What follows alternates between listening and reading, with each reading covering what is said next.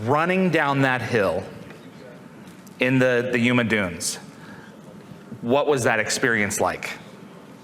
Just taking the charge in front of 2,000 extras.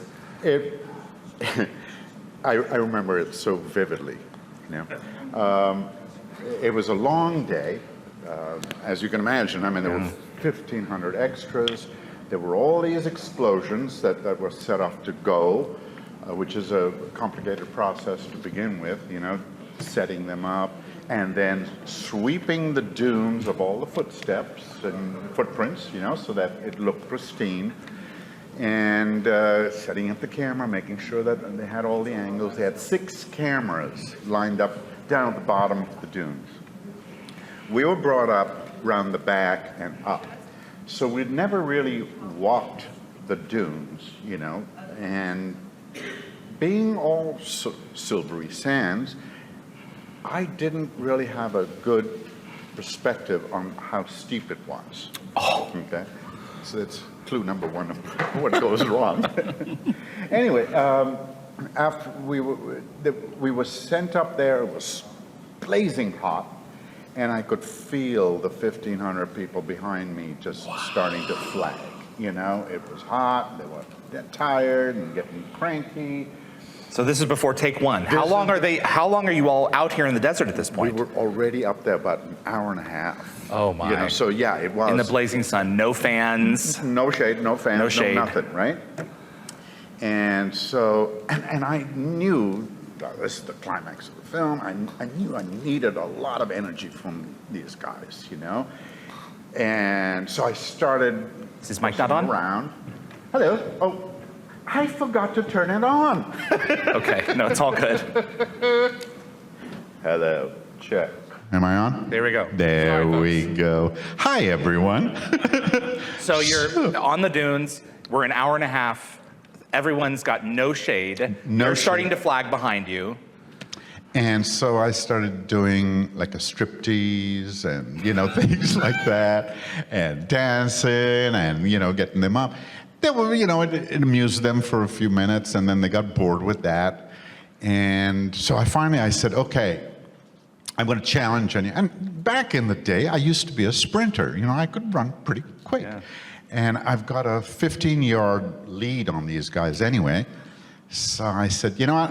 I'm going to do a day's per diem to anyone who can beat me down to the bottom of the dunes. Oh, no. And now I had their attention, you know? And they were like, oh, I'm going to take you on, bro. I was like, you bring it, you know? Anyway, so now I felt a little more confident as to, you know, like we'll get some energy, we'll get this thing and it'll look great, you know. And we had a lot of Spanish-speaking extras who didn't understand English, so we had a translator on the big, you know, bull mics, and they said, run toward the camera. Okay. The problem with that direction was there were 6 cameras lined up, right, at the bottom of the hill. They wanted to get all these different angles. But the guy only said, run toward the camera. So anyway. What was the direction for the English speakers? Run toward the cameras. Oh, cameras. Yes. Oh, no. Yes, okay. You know? Or I think it was, some of them said, just follow Kasuf. You know, and I was like, that's me, you know. Right. So we go. And action, finally, right? And I started running down this hill, and it was steep.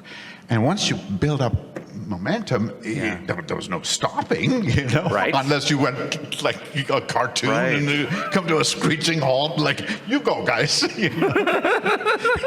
So anyway, we're charging down the hill, and I'm thinking, there's something not quite right here, because none of the explosions are going off. Right, because they're firing the staff blast at you, and you've got the pyros going off in the sand, right? That we was supposed to happen, but they weren't happening. But at this point, you know, you don't stop. You're running. Right, you're running. And, you know, and plus I had this big bet going. I don't want to lose that. I had some speeders behind me, you know. So I'm charging. And I must say, you know, when you've got 1,500 people screaming and yelling and you know, with all that energy, plus you're on a downhill slope, I was flying. I was just, going way faster than I should have been going. But there was no stopping. And we make it down the hill, and I heard all the directors going, cut, cut, cut. It's like, what went wrong? Roland says, come here, I'll show you. He shows me the playback. And it looks great, up front, and I yell, and then we start the charge, and it's all exciting. And all these guys start running, and then all of a sudden, the flanks start to peel off. Right? They're running toward the wrong camera, but it looks like they're deserting me. And then running down, I popped my hamstring. Oh, no. And by the time I got down to the thing, it was purple. The entire back of my thigh was purple. And someone went running to Dean and said, Eric, popped a hamstring. Without a pause and perfect timing, Dean goes, good, he'll run slower next time. That was Dean's reaction. I'm supposed to be 85 or whatever, right? Just tearing ass down this hill. Did anyone come and ask for their per diem? I beat everyone. You beat everyone. I beat everyone. Popped hamstring and all, and they were like, "Oh man, you cheated. You were way ahead." I was like, "That's right. That's the point. Yes, that's exactly. I'm the leader, and you follow me." And actually, if you look very, very closely and do a pause, I think it was my left thigh. Did they use some of that take? Yes. Yeah. And you can see, at one point my tunic flies up. I flash it a little bit, but you see my the ace bandage. Yeah, if you look very closely. I did not know that. But it was such a, what an experience. I tell you, that's something that you could only experience in a movie like that, Right. Big and probably not now. Yeah, because it'll be all CG and, right. With the crowd shot with everyone there with the victory fist, and was that all the same day, or was that a different? Yes, that was that was that evening. I heard that they would lose extras by the multiple dozens day after day. People just wouldn't show up again because they couldn't stand the heat. And these were folks who were used to it. Right. But what was the temperature on your first day? 138. 138, and people were going down, and your cells start to die at 108 degrees. Is that right? That explains a lot. Yeah, your cells begin to die. Now, it takes a lot of cells dying to kill you, but and you also regenerate several million cells every few seconds, but you're cooking. You are cooking out there on that desert. I was. And it was funny. Now, being a principal, every time they yelled cut, I'd go to the tent. They had, a little swamp cooler. They'd touch up my makeup, give me some water. Da, da, da.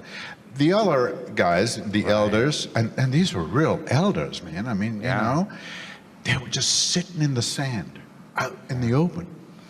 And I forget on which scene it was, but I remember walking back to my one mark while they were still sitting there, and there was this older fellow. He had to be in his 80s, and he was just sitting like this, and he was just like this, in his robes and everything. And I came up to him and I said, "Man, are you okay?" I said, "I don't know how you are, because I just walked from there to here and I'm dripping in sweat." And he just said, "You move too much." That was it. I mean, you got a point. He was just so chill. That was such an amazing movie, but everyone involved was a character, It was a beautiful experience. Thanks for watching this clip from Dial the Gate. You can find the full live stream shows on our YouTube channel or visit dialthegate.com for the complete schedule. See you on the other side.